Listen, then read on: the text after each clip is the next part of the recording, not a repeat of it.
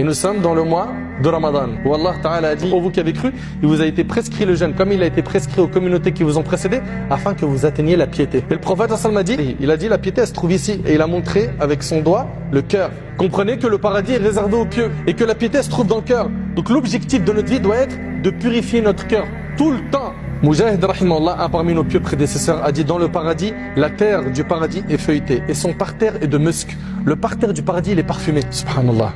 Et attention, hein, vous avez entendu, le parterre est de musc. Mais là, vous vous dites le musc, le parfum qu'on connaît nous sur terre.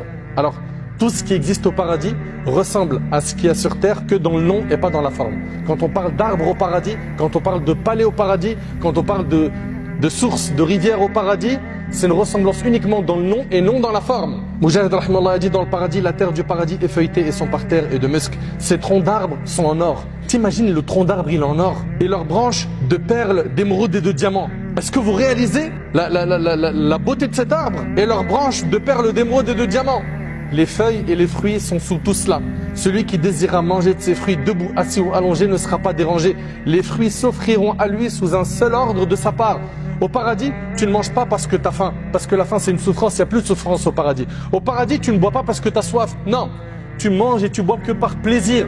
Et la nourriture que tu manges, dans les recueils authentiques que l'on a, elle est digérée par une odeur de musc qui sort de ton corps. C'est de cette manière-là que se fait la digestion, car il n'y a plus d'urine, il n'y a plus de sel au paradis.